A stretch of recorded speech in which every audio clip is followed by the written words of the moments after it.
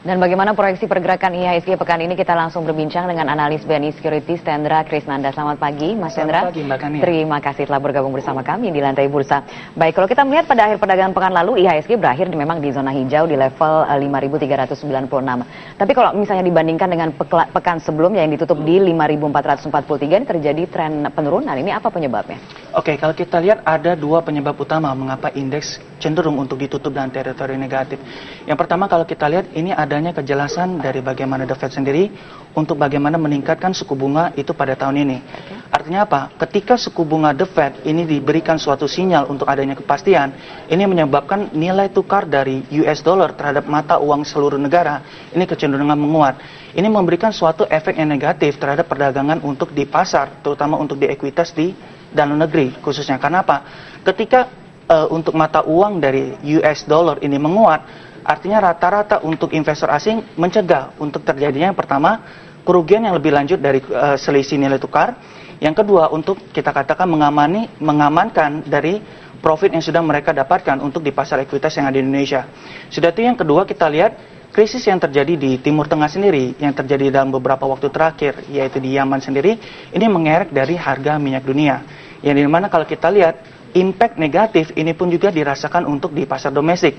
Ketika harga minyak dunia ini kecenderungan mengalami penguatan kembali menuju ke level 50 US dollar per barrel, ditambah dengan bagaimana pelemahan nilai tukar, artinya apa? Yang terrefleksi kemarin, harga untuk dari BBM ini kecenderungan meningkat. Nah, ini yang menjadi suatu efek-efek negatif yang menyebabkan untuk bagaimana indeks relatif mengalami kita katakan penurunan dibandingkan dengan pekan yang lalu. Jadi tidak ada sentimen positif sama sekali. Kalau kita melihat misalnya kan sekarang sedang masuk musim rilis kinerja keuangan tahun 2014 lalu, itu tidak mampu mengangkat performa dari indeks? Oke, kalau kita lihat dari efek bagaimana untuk earning season, pada saat kondisi market yang normal, ini memang kita lihat efeknya akan begitu signifikan.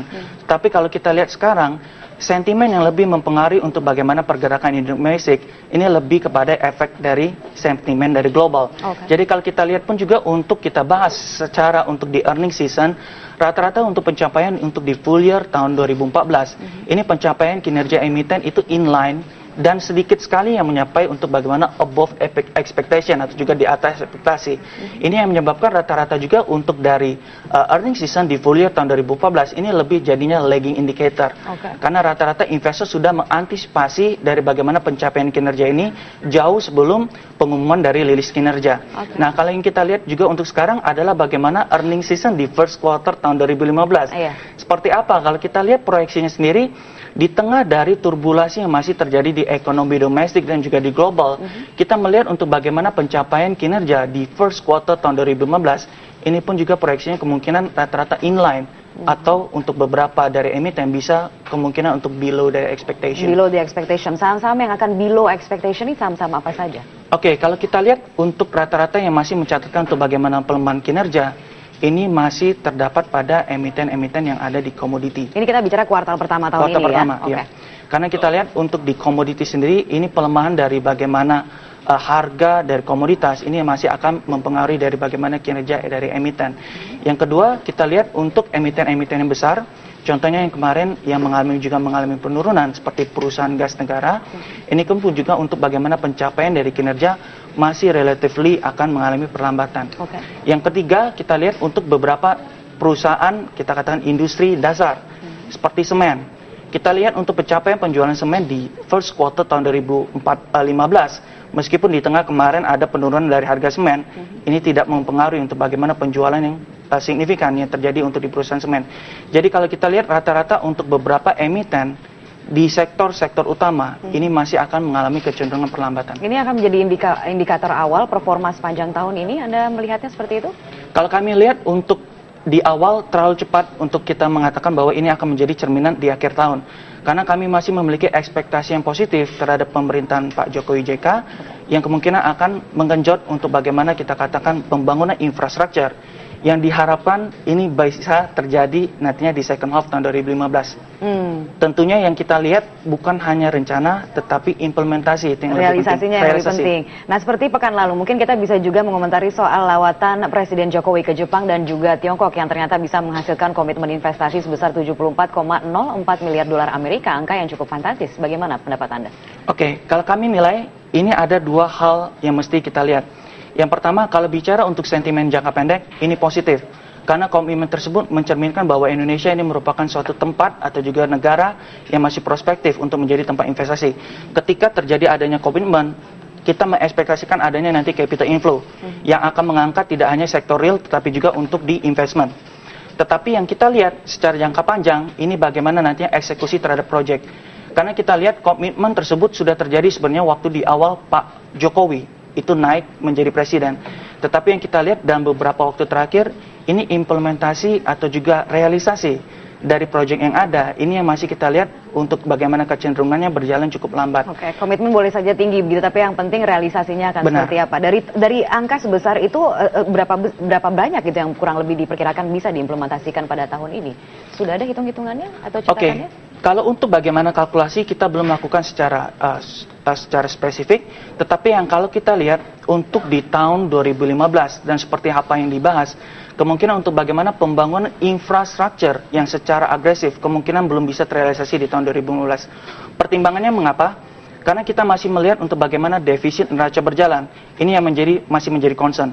Karena ketika infrastruktur dibangun terlalu cepat, terlalu agresif, artinya ada impor barang modal yang akan masuk ke Indonesia, yang itu akan kembali mempengaruhi dari sisi nilai tukar.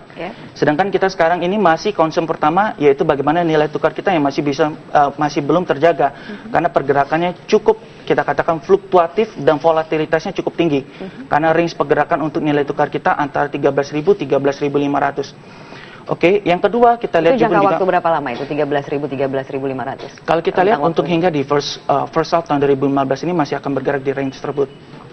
Oke, yang kedua, kita lihat tidak hanya dari defisit neraca berjalan, tetapi juga yang kedua, mengapa infrastruktur belum bisa dilakukan secara agresif dibangun.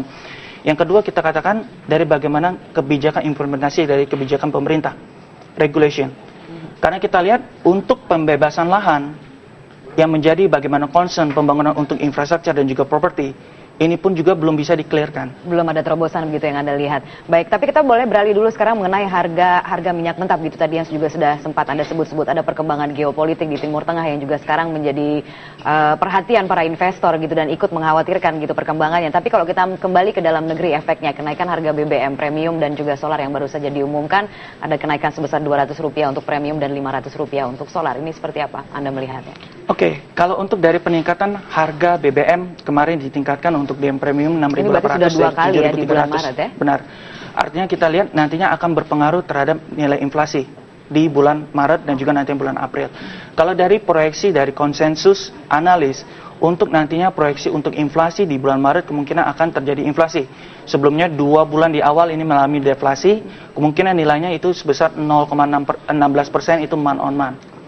Artinya pun juga nantinya di year on year ini akan kemungkinan juga mengalami peningkatan menjadi sekitar 6,4%. Tetapi yang kita cermati yaitu nilai inflasi yang nantinya mungkin terimpact dari bagaimana kenaikan harga BBM. Ini untuk bagaimana relasinya tidak akan begitu besar. Karena 0,6%, 16% masih begitu kita katakan cukup sesuai dengan bagaimana ekspektasi dari pasar. Baiklah, kalau begitu terima kasih Mas Tendra telah bergabung bersama kami di Lantai Bursa. Selamat pagi Mas Tendra. Pagi.